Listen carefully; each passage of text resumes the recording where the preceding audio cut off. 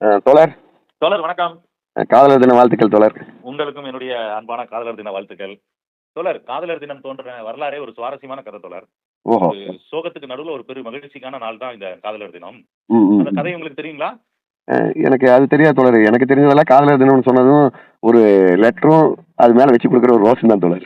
அந்த லெட்டரும், ரோஸும் வைக்கிற அந்த நடைமுறையே எப்படி வந்தது அப்படிங்கிறது தான் அதுல இருக்கக்கூடிய அந்த சுவாரஸ்யமே. ஓ! அதுக்கு பின்னாடி ஒரு கதையே இருக்கா தோழர்? ஆமா தோழர், ஆமா தோழர். இது ஆக்சுவலா இந்த காதலர் தினம் கொண்டாட்டம் அப்படிங்கிறது ம். ரோம்ல இருந்து தான் இதோட கதை வந்து தொடங்குது. ஓஹோ!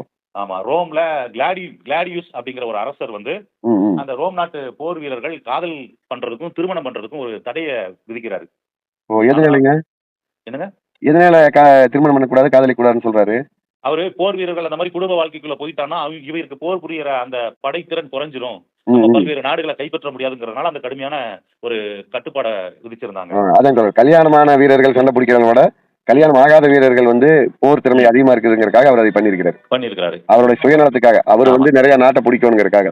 கண்டிப்பா, கண்டிப்பா தோழர். அது ம். ஒரு இயற்கைக்கு எதிரான ஒரு விஷயம் இல்லையா? ஆமா தோழர். ஆமா. காதல்ங்கிறது ஒரு இயல்பான விஷயம். ஆமாங்க. மனிதர்களுக்கு ஒருத்தருக்கு ஒருத்தர் ஆணுக்கும், பெண்ணுக்கும் தேவைகள் இருக்குது. அதான் தோழர். ஆமா, இத ஆமா. புரிஞ்சுகிட்ட அந்த ஃபாதர் வேலண்டைன் அப்படிங்கிறவரு, அந்த ம். ரோம்ல இருந்த சர்ச்சோட ஃபாதர். ம், ம், அவரு ம். தான் இந்த அரசனுக்கு தெரியாம காதலர்களுக்கு ரகசியமா என்ன செஞ்சுறாரு? திருமணம் பண்ணி வச்சுறாரு. ஓஹோ! ஓ! ஓ! ம், ம். ஆமா. அப்ப இது எப்படியும் உளவுத்துறை மூலமா மன்னனுக்கு தெரிஞ்சிரும் இல்லையா? ஆமாமா. ம். மன்னனுக்கு தெரிய வரவே அந்த வேலண்டைன்ங்கிற ஃபாதர என்ன பண்ணிடுறாங்க? சிறைப்படுத்திடுறாங்க.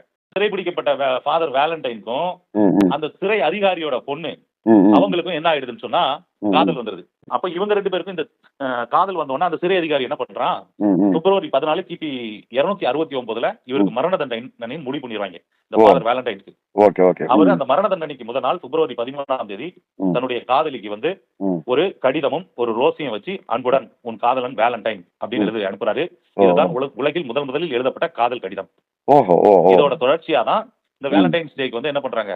கிரீட்டிங் கார்டு குடுக்குறதும், அந்த ரோஸ் வச்சு குடுக்குற பழக்கமும் வந்திருக்கு. நடைமுறைக்கு வந்திருக்கு.